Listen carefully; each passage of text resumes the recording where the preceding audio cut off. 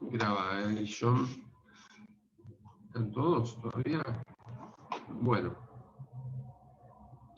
La última clase, decía, habíamos visto algunas cuestiones del sistema endocrino. Acá acomodo esto. Habíamos hablado de algunas glándulas y de las hormonas que producían, prácticamente de todas. Ahora hacemos un breve recordatorio. Pero bueno, podemos empezar hablando un cachito de las glándulas, o de la glándula más importante en cuanto a funciones. Que bueno, ¿qué es esa? La hipófisis. ¿Por qué más importante?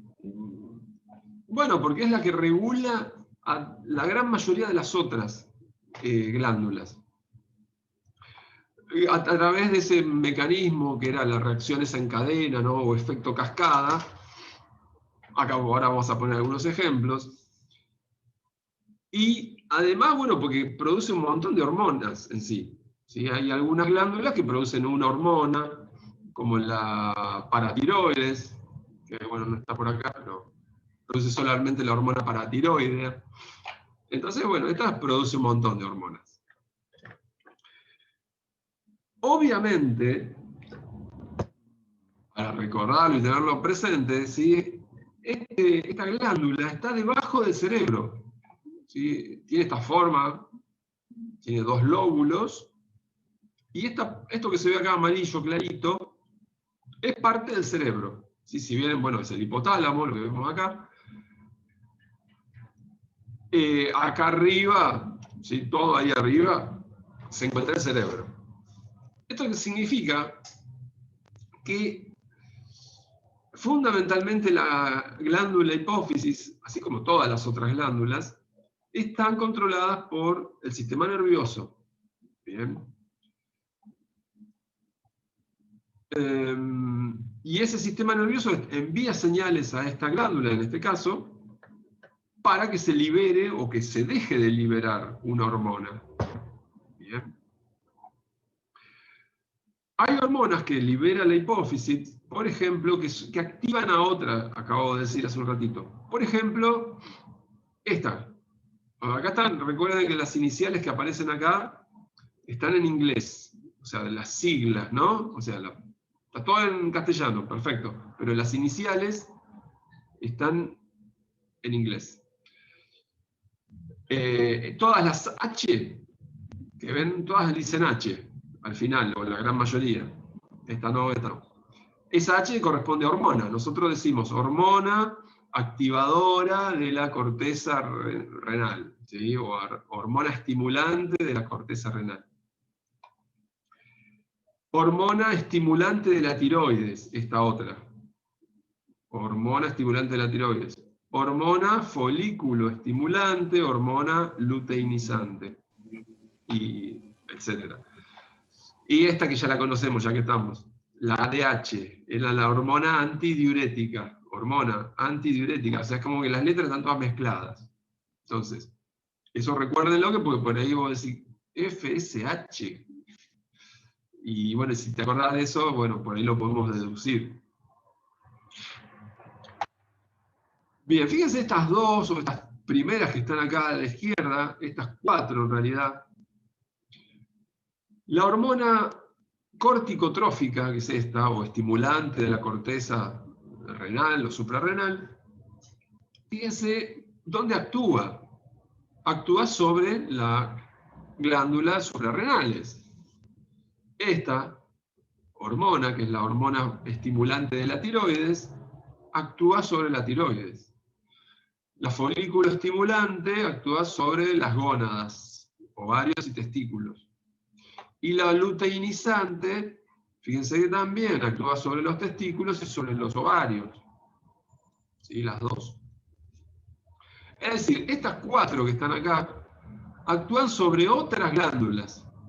Por eso, bueno, esto es un ejemplo del efecto cascada. Y por eso también, si recuerdan el cuadro donde teníamos ahí la función, que ahora vamos a ver dentro de 2 segundos, estas hormonas se dice que son hormonas tróficas.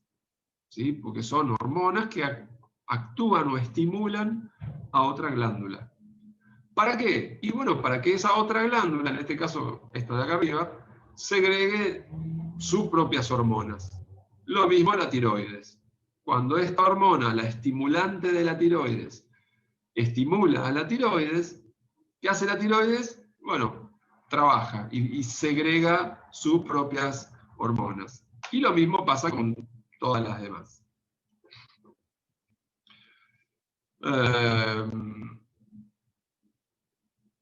No siempre pasa esto, por ejemplo, la hormona antidiurética, que ya la habíamos visto hace un tiempito, la hormona antidiurética actúa directamente sobre el riñón. O sea, no hace que el riñón produzca nada. Simplemente hace que el riñón absorba más agua o no, o que la deje pasar. Bien. Lo mismo la oxitocina, que actúa, bueno, en principio en el útero, ¿sí? Estimulando la contracción del útero, y en una segunda instancia sobre la glándula mamaria junto con la prolactina, esta que está por acá abajo. Las dos actúan sobre la mama para producir leche, pero no solo para producir leche, sino para hacer que la leche vaya hacia su conducto de salida. ¿Sí? Porque si se queda ahí acumulada, es un problema. Buenísimo. Bueno, esto un poco ya lo habíamos visto. Vayan viendo si hay alguna duda, pregunta. Acá teníamos, ¿no? Lo que decía antes. Muchas de las hormonas, su función es estimular a otras glándulas. ¿Sí? Por ejemplo, como dijimos recién, la hormona estimulante de la tiroides estimula la tiroides, la estimulante de la corteza renal estimula, y así sucesivamente. Aquí hay una que no aparecía en el otro cuadrito, que dice estimula el crecimiento. Creo que no aparecía, o sí aparecía, pero creo que la vez pasada no, sí, acá está.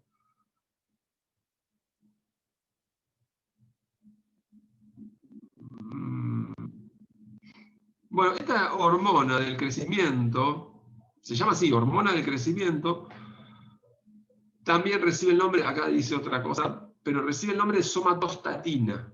Somatostatina. Creo que no la habíamos mencionado la vez pasada, ¿no? Hormona de crecimiento. Hormona de crecimiento humana. Bueno, como ven, actúa sobre músculos, sobre huesos, y lo que su función es, como su nombre lo indica, estimular el anabolismo. O sea, el anabolismo significa la construcción, la creación de tejidos, ¿sí? Hacer que esos tejidos, por ejemplo acá órganos, ¿no? Por el músculo y hueso, hacer que esos músculos y huesos crezcan en tamaño, y de esa manera crecemos nosotros. Así que esta hormona es fundamental durante los primeros años de nuestra vida, ¿sí? Obviamente, llegada a la edad adulta, digamos, se sigue segregando esa hormona, pero su producción baja muchísimo, ¿sí? Porque ya crecimos, no vamos a crecer mucho más. Y bueno, el ejemplo, yo siempre pongo un ejemplo, para cuando hablamos de esta hormona, que es muy famoso, no sé si lo conocerán, a Messi, ¿no? Un jugador de fútbol. Bueno, Messi, este señor tenía un problema, o sea, lo sigue teniendo, pero cuando era pequeño o niño tenía problemas justamente con esta hormona, ¿sí? No la segregaba en la cantidad necesaria, por eso tenía esos problemas de crecimiento, y por eso el tratamiento, ¿no? Que tuvo que recibir, y consistía en aplicar esta hormona. Sí, nada más y nada menos. O sea, por un lado era sencillo, pero bueno, era difícil. Hoy en día es un poco más fácil, ¿no? Producirla en un laboratorio, esa hormona. Porque bueno, la tecnología ha ido cambiando y cambió mucho en este sentido en los últimos pocos años. ¿Sí? Y como decía en algún momento, les decía yo también la vez pasada, es mucho más fácil un tratamiento que consista en aplicar una hormona. Por ejemplo, si yo soy diabético y no produzco insulina, La insulina, bueno, la puedo aplicar, la puedo inyectar. Si no produzco una hormona de la tiroides, me tomo una pastillita y tengo esa hormona. Es un poco más complicado cuando generamos más cantidad de hormona. ¿Sí? Si yo produzco más cantidad de hormona de crecimiento, ahí es difícil revertir eso. ¿Sí? Pero si me falta, lo puedo compensar con un tratamiento médico. En general, ¿no? Obviamente el costo y la complicación también cuenta, pero digo que se puede hacer en teoría. Bien. Bueno, la vez pasada habíamos visto, esta glándula la habíamos visto, ¿no? La pineal. Hoy escuchaba en la radio que hablaban del sueño, justamente. ¿Y cómo influye la luz? Bueno, se lo cuento, porque lo escuché hace media hora en la radio. La glándula, lo dijimos, ¿no? Que regula los ciclos de sueño. Sí. Bueno, ¿qué pasa hoy en día con sí, profe. Sí. No estaba 100% seguro, pero estaba 98%. Hablaban de cómo cambió nuestro sueño con respecto, o sea, desde el comienzo de la pandemia en general, ¿no? Cómo se alteró, o sea, la forma en que dormimos y la cantidad de sueños que tenemos y lo que soñamos. Bueno, una de las cosas que decían que se altera o que se alteró mucho más, o sea, que ya se venía alterando, es la producción de esta hormona, la melatonina, que estaba por ahí, no sé dónde, pero que la melatonina es producida por esta glándula. Y uno de los responsables principales es el celular, ¿sí? Porque la luz del celular, usada a las 12 de la noche, cuando estamos acostaditos, ¿sí? Altera esta percepción. ¿Sí? Y obviamente nosotros sabemos que es retarde, ¿sí? Pero involuntariamente estamos recibiendo luz. Y eso es sinónimo de que es de día. La luz es un sinónimo del día. Entonces, bueno, es una de las cosas que se han alterado un poco con esta pandemia. Digo, también para aplicar esto que nos está pasando a este tema, ¿no? Que estamos viendo. Y además, bueno, una glándula y una hormona que a veces no se las menciona demasiado. A veces hablamos mucho de la adrenalina, de la insulina y de la tiroides. Y las demás como que no existen. Bueno, esta entonces habíamos hablado. Hablamos de la tiroides también, las pasadas, ¿sí?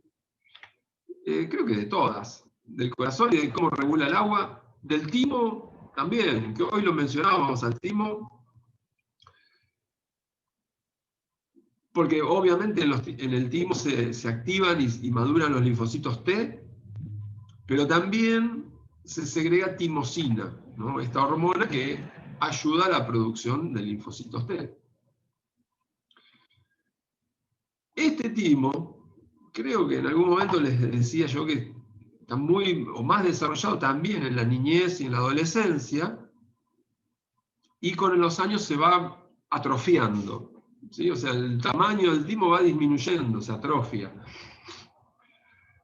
Porque normalmente a medida que pasan los años, ya nos expusimos, no sé, a los 40 años de tu vida, vas a haber estado expuesto a un montón de enfermedades. Entonces ya el timo ya trabajó, ya produjo linfocitos T. O sea, te ingresa a los 40 años, te ingresa el virus de la varicela. Y vos el virus ya lo conocés porque te entró a los 10 años. Entonces a los 10 años de nuestra vida, ese timo estaba reactivo, porque se enfrentó con el virus de la varicela, de la gripe, del sarampión, lo vacunaron contra una cosa, contra la otra. A los 40, ya el timo ya hizo su trabajo y listo, ya generamos esas defensas. Entonces es un órgano que se va atrofiando.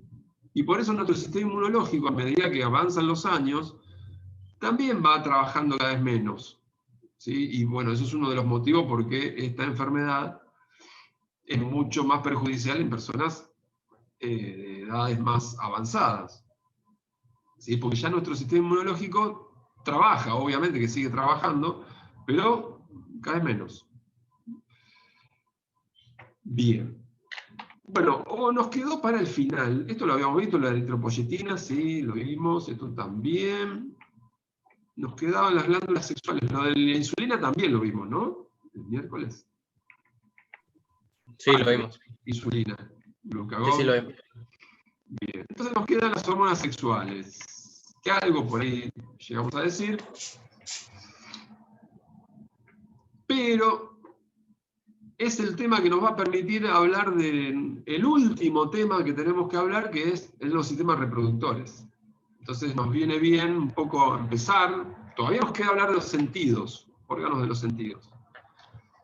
Que por ahí se los dejo para que lo investiguen ustedes y que expongan ustedes, es muy probable.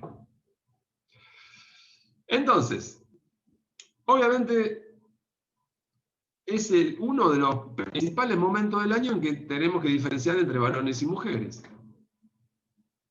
Habíamos hecho una pequeña diferenciación, ¿se acuerdan? Con el hueso del coxal, en la sínfisis del pubis, ¿no? Y decíamos que esa sínfisis tiene distintos ángulos en los varones y en las mujeres. Y es prácticamente una de las pocas diferencias, ¿sí?, que hay entre varones y mujeres anatómicamente, ¿no? Cuando hablamos también del sistema urinario y mencionábamos a la uretra, ahí también hicimos una distinción, pero bueno, obvio que acá va a haber muchas diferencias, ¿sí? Por eso es como hablar de dos sistemas reproductores. Hay algunas cosas que coinciden y otras no. Anatomía, muy pocas coincidencias. ¿En qué cosa se coincide? Bueno, acá vemos el femenino, no, acá tenemos el masculino también. Coincidencia número 1, ya la vimos hace 2 segundos, esperá que busco la foto de nuevo. A ver. La coincidencia número 1 estaba acá. Estas hormonas. Todos los seres humanos generamos hormona folículo estimulante y hormona luteinizante. En cualquier momento se nos corta, volvemos. Todos generamos estas hormonas. ¿A dónde? En la hipófisis. De la hipófisis, esas hormonas van a la sangre y la sangre las transporta hasta nuestras gónadas. Es una buena palabra para anotar gónadas. O sea, glándula sexual. Glándula sexual. Cada uno tiene su